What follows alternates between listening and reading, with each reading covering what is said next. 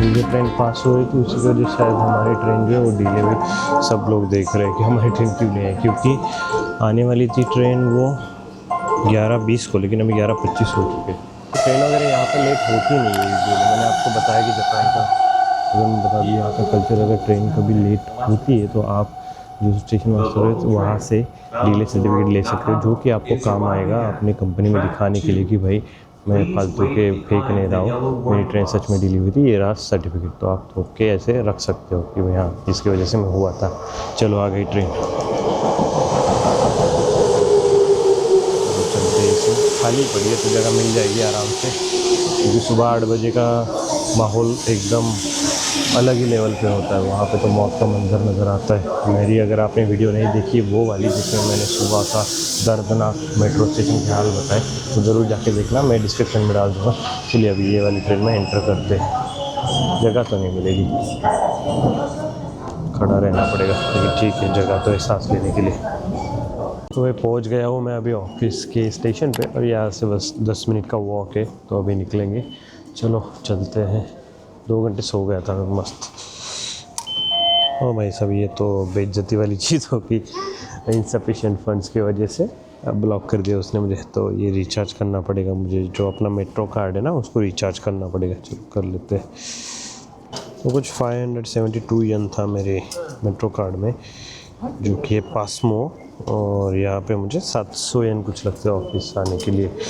तो ऐसे बीच का नहीं कर सकते, तो मैंने 1000 येन का कर दिया, शाम को भी काम आ जाएगा। चलो, तो कुछ ऐसे होता है उसका इंटरफेस, और ये ऐप में ही होता है, इसका डिजिटल ऐप है, और आप उसमें अपने एप्पल पे वॉलेट से पे कर सकते हो।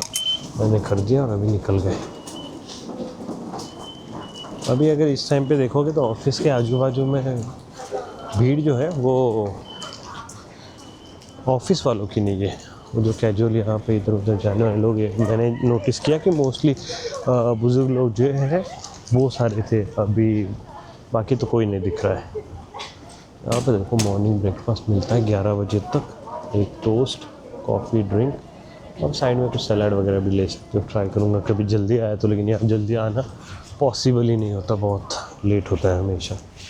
ये रहा यहाँ का मैकडोनल्ड। मैं पहली बार आया था तो यहाँ पे ब्रेकफास्ट करके गया था।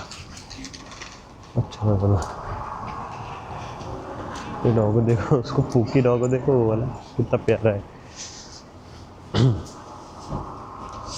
आज मौसम ऐसे बहुत ज़्यादा ठंड है भाई, बहुत हवा है ठंडी सी, और ठंड बहुत लग रही है, हालत ख़राब हो रही है। चलो कॉफ़ी लेते हैं यहाँ 7-Eleven से। वो जो नारंगी डब्बा दिख रहा है ना, वो ऑटोनॉमस डिलीवरी करता है। वो कोई भी आप सामान लेना हो ना तो इससे ऑर्डर करो, घर पे ये लेके आ जाएगा भाई, और आपको कुछ आधा घंटा लगता है आने में।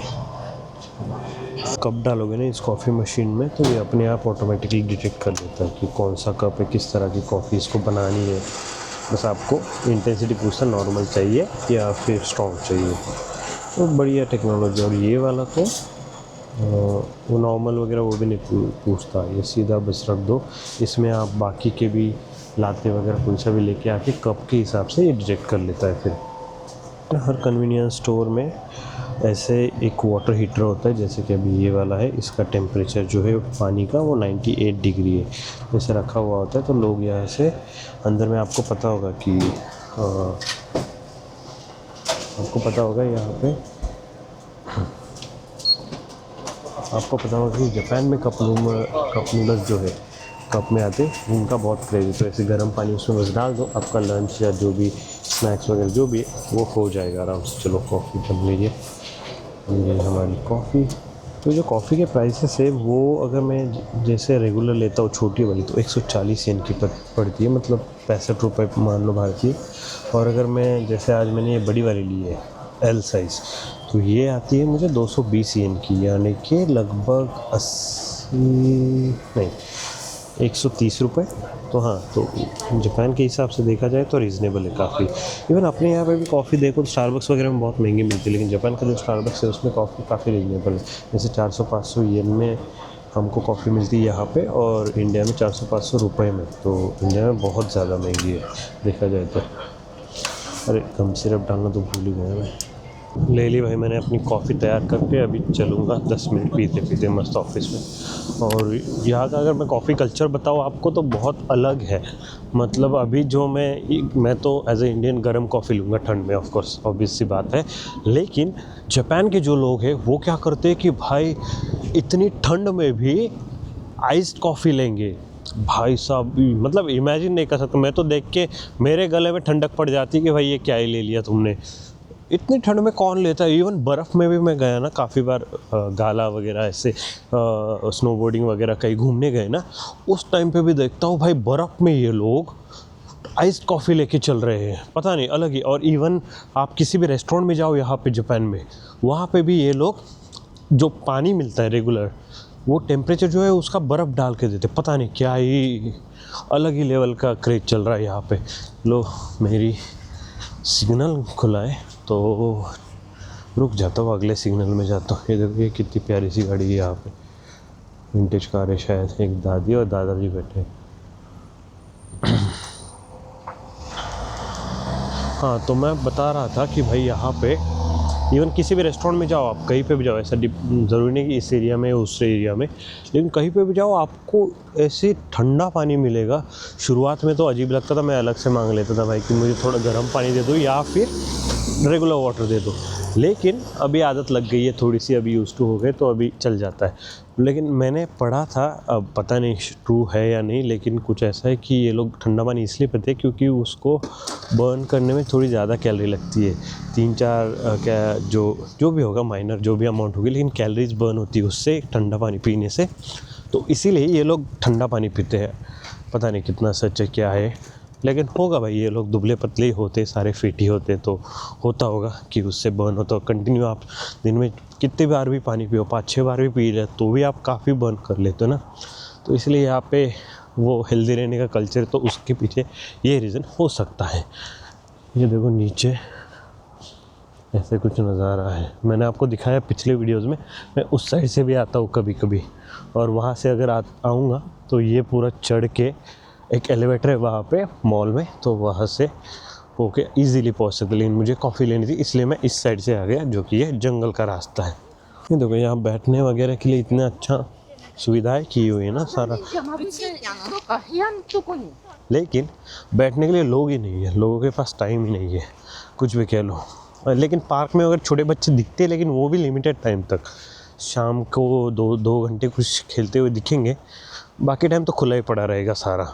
अभी जब मैं ट्रेन से आ रहा था ना, तो मुझे आपको बताना था ये चीज़ कि मैंने अपनी बैकपैक जो है वो नीचे रख दिया था फ्लोर पे, क्योंकि जापान में भाई साहब जो मेट्रो की फ्लोर्स है इतने क्लीन होते, इतने चमकते रहते कि कोई दाग नहीं, कोई धब्बा नहीं, कहीं पे भी नहीं।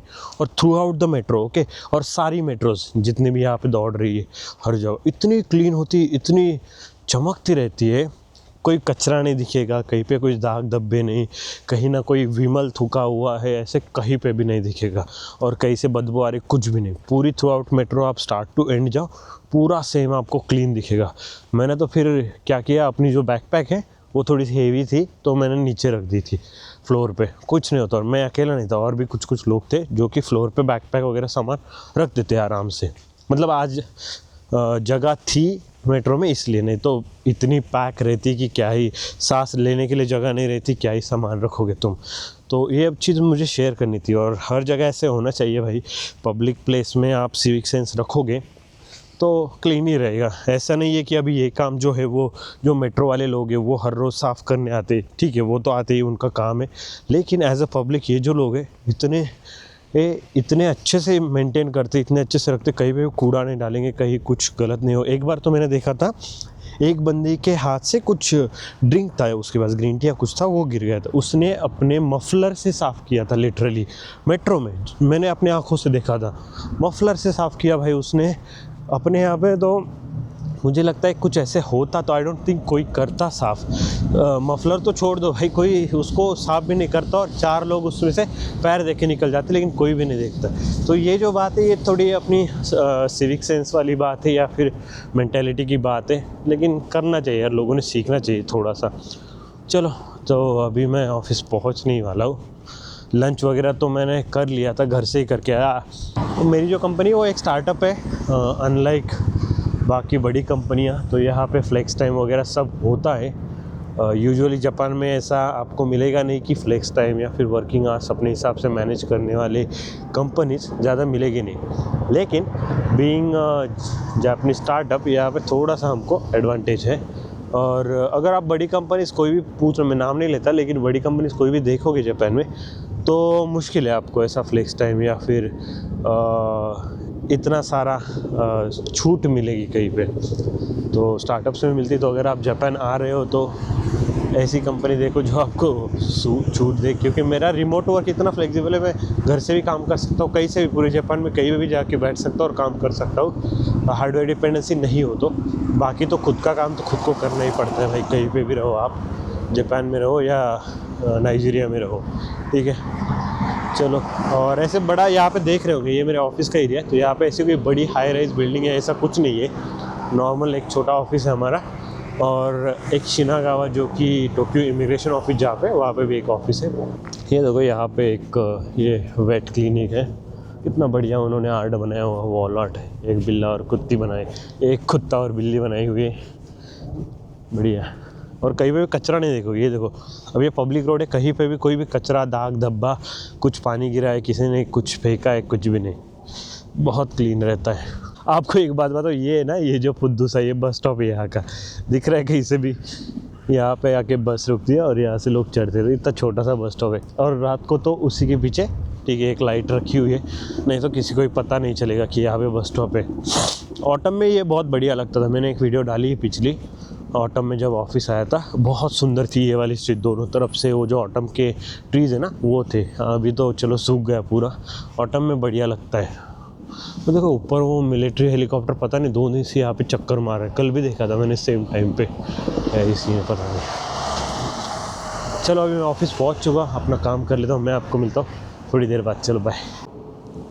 हेलो अगेन दोस्तों, तो भाई हो गया, बहुत काम किया आज मैंने ऑफिस का, और अभी रात के बज गए 8:15 और थोड़ी देर में मेरी ट्रेन है, 8:10 हो गए, 8:15 को मेरी ट्रेन है, और मुझे घर पहुंचते पहुंचते हो जाएंगे 10 बज जाएंगे शायद, 10 सवा 10 ऐसे कुछ हो जाएंगे बहुत। और एक चीज़, यहाँ पे इतनी ठंड है, इतनी ठंड, ये देखो टेम्परेचर 3 डिग्री वैसे दिखा रहा है, लेकिन फील्स लाइक -3 है, तो इसलिए हालत ख़राब हुई, सॉरी -2 है, हालत बहुत ख़राब, हाथ ऐसे पूरे सुन्न पड़ गए हैं मेरे। तो ज़्यादा कुछ है नहीं बताने के लिए, और 5 मिनट में मेरी मेट्रो है, तो इसलिए ये वीडियो फिर यहीं पे ख़त्म कर दे, कुछ ज़्यादा है नहीं, बस ये बताना था कि ऐसे लाइफ होती है भाई ऑफिस, जब सुबह आप 7 बजे 8 बजे निकलते हो और रात को जाते जाते 9-10 बज जाते कभी कभी। तो चलो ये तो हर जगह वही हाल है कि काम जब होता है बहुत ज़्यादा होता है, लेकिन मैंने एक्सटेंड किया क्योंकि मुझे कल फिर से ऑफिस नहीं आना है, और कल से फिर मैं रिमोट कर पाऊँ, तो मैंने वही सेटिंग वगैरह सब कर लिया। तो चलिए अभी मैं ये वीडियो यहीं तक रखता हूँ, मैं मिलता हूँ आपको अगले वीडियो में, तब तक के लिए बाय बाय।